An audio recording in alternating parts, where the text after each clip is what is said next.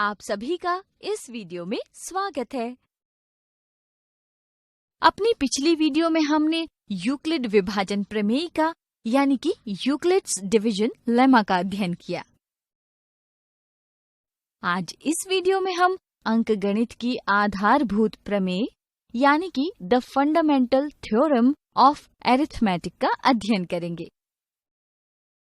क्या आप इन संख्याओं को भाज्य यानी कि कंपोजिट नंबर्स व अभाज्य संख्याओं यानी कि प्राइम नंबर्स में अलग अलग कर सकते हैं? संख्याओं को विभक्त करने के लिए वीडियो को रोकें और फिर अपने उत्तर का मिलान करें।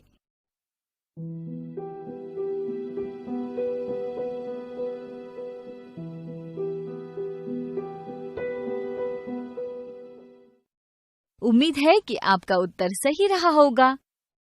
अब यदि हम इनमें से किसी भी एक संख्या माना 102 का चयन कर आगे बढ़ें, तो क्या आप 102 को उसके अभाज्य गुणनखंडों के गुणनफल यानी कि प्रोडक्ट ऑफ प्राइम नंबर्स के रूप में लिख सकते हैं? 102 को अभाज्य गुणनखंड यानी कि प्राइम फैक्टर्स 2, 3 व 17 के गुणनफल के रूप में लिख सकते हैं। शाबाश! अब यदि हम ध्यान दें तो देखेंगे कि अभाज्य संख्याओं यानी कि प्राइम नंबर्स को गुणा करके एक प्राकृत संख्या यानी कि नेचुरल नंबर प्राप्त कर सकते हैं। आइए इसको और विस्तार से देखते हैं। यदि अभाज्य संख्याओं का एक संग्रह यानी कि कलेक्शन ले और इनमें से कुछ या सभी संख्याओं को चाहे कितनी भी बार गुणा करें, तो हमें प्रत्येक स्थिति में धनात्मक पूर्णांक यानी कि पॉजिटिव इंटीजर मिलता है। अतः हम कह सकते हैं कि किसी भी धनात्मक पूर्णांक को अभाज्य संख्या यानी कि प्राइम नंबर्स की घातों यानी कि पावर्स के गुणनफल के रूप में लिख सकते हैं। क्या आप ऐसी कोई भाज्य संख्या यानी कि कंपोजिट नंबर सोच सकते हैं जिसको अभाज्य संख्याओं की घातों के गुणनफल के रूप में न लिखा जा सकता हो? आइए इसका उत्तर देने के लिए एक धनात्मक पूर्णांक माना 1,08,108 के गुणनखंड करते हैं।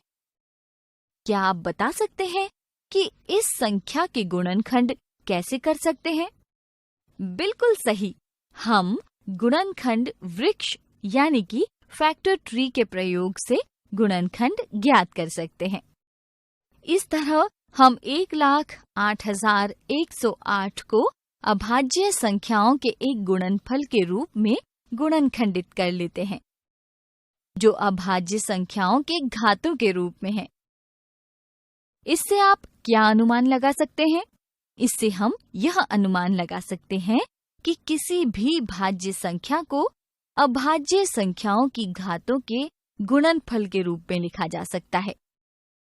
और यदि अभाज्य संख्याओं के क्रम को छोड़ दिया जाए तो किसी भाज्य संख्या को अभाज्य संख्या की घातों के रूप में एक ही विधि में लिखा जा सकता है।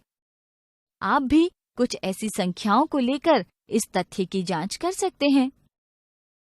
यह एक सत्य कथन है जो पूर्णांकों के अध्ययन में एक महत्वपूर्ण भूमिका निभाता है। यही कारण है कि इस कथन को अंकगणित की आधारभूत प्रमेय the fundamental theorem of arithmetic कहते हैं, जिसकी सबसे पहले उत्पत्ति यानी कि introduction sir Karl Frederick Gauss ने की थी, जिसके अनुसार प्रत्येक भाज्य संख्या को अभाज्य संख्याओं के एक गुणनफल के रूप में व्यक्त यानी कि गुणनखंडित किया जा सकता है तथा यह गुणनखंड अभाज्य गुणनखंडों के आने वाले क्रम के बिना अद्वितीय होता है। आज इस वीडियो में हमने अंकगणित की आधारभूत प्रमेय यानी कि the fundamental theorem of arithmetic का अध्ययन किया। अगली वीडियो में हम इस प्रमेय का प्रयोग HCF व LCM में देखेंगे।